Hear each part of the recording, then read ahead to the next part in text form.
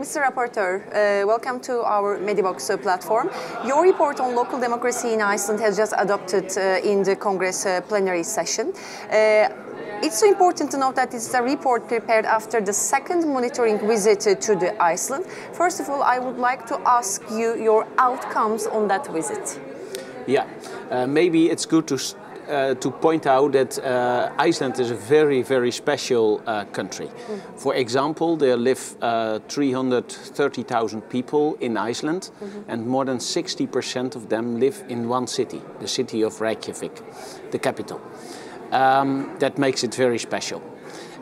Big parts of the country are very few people living there, so it is very difficult to perform the tasks of municipalities because there are so few people. And a second point is that the financial crisis in Europe has especially very severe consequences for Iceland.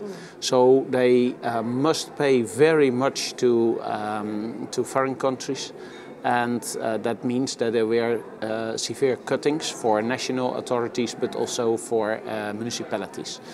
And we have to say that they managed to do that, and that they found, that was maybe the main conclusion, that they found ways to handle with this situation of few people living in vast territories.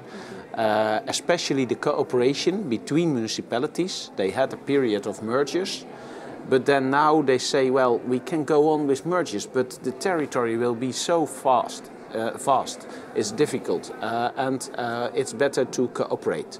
And this cooperation of municipalities is a very good example to work together to perform your duties as municipal governments. And when we come to the report, especially in one section, you make a very detailed analysis, let's say article by article, their compliance with the charter. So which points from this analysis and this section you would like to highlight, especially on the situation of local democracy and their compatibility avec charter, with charter? Well, I think that one of the things in which they do very well is the way in which the people are involved, are participating in the government process. This is important because it is important that people not only can elect their authorities, but they also have influence on the process that is gone. And they do very well. I think it's good to see that we say in the charter several things about what municipalities have to do, the financial criteria. That's a point that is more negative, because sometimes there's not enough money to perform the duties that municipalities have.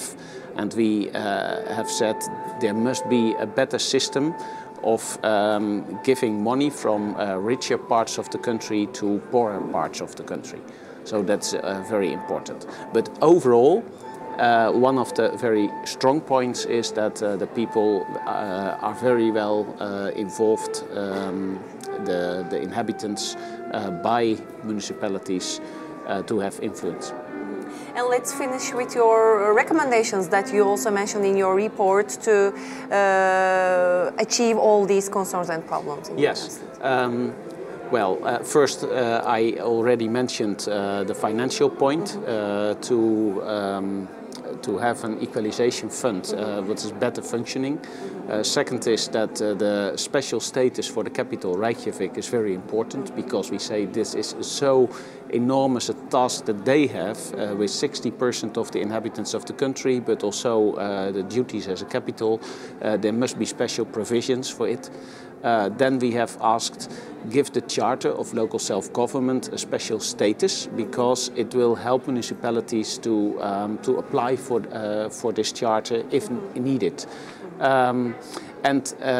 The last point is that we have seen that one of the supplements of the charter is not signed by Iceland, and we do not understand because they fulfill all the provisions. It's especially about the influence of inhabitants. And we say, well, do it, because you already fulfill these provisions. So we hope that they will sign. And the minister was here this morning, and he said that they will undertake it, and I think that they will very quick do this. Thank you for your contribution, Mr. Rapporteur. Okay.